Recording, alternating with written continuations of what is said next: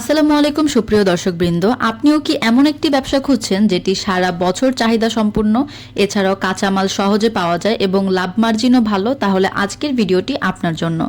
আজ আমি বিস্তারিতভাবে আলোচনা করব প্লাস্টিক রূপ মেকিং মেশিন, মানে প্লাস্টিকের রশি বা দড়ি তৈরির ব্যবসা।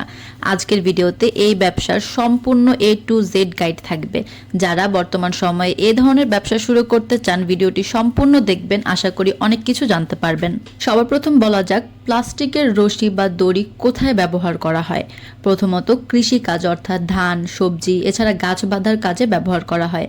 এরপর প্যাকেজিং ও গুদামজাতকরণ, বিভিন্ন ধরনের ফিশারিজ ও নৌকা শিল্পতে, কনস্ট্রাকশন সাইটে, এছাড়াও পোল্ট্রি ও ডেইরি ফার্মে। এজন্য এ ধরনের রশির চাহিদা সারা বছরই স্থায়ী থাকে।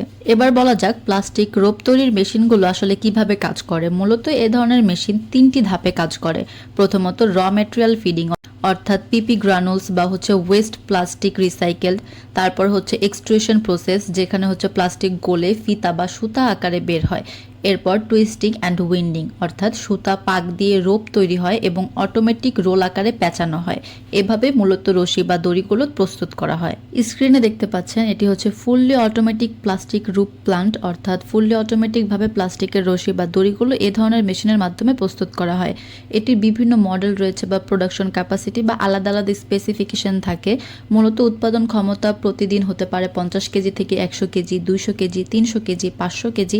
এভাবে আপনি আপনার প্রয়োজন অনুসারে বাজেট অনুসারে কাস্টমাইজ করে নিতে পারেন।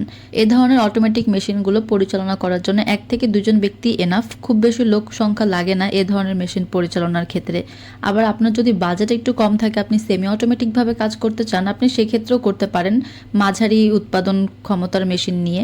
আপনি যদি প্লাস্টিক রশি তৈরির মেশিন কিনতে চান অথবা সম্পূর্ণ ফ্যাক্টরি সেটআপ ও বিজনেস সাপোর্ট চান, তাহলে কমেন্ট করুন বা আমাদের সাথে সরাসরি যোগাযোগ করুন স্ক্রিনে দেওয়া ফোন নাম্বারে অথবা আমাদের অফিসে এসে। ভিডিওটি ভালো লাগলে লাইক দিন, শেয়ার করুন এবং এমন আরও ব্যবসার আইডিয়ার জন্য চ্যানেলটি সাবস্ক্রাইব করুন। ধন্যবাদ সবাইকে।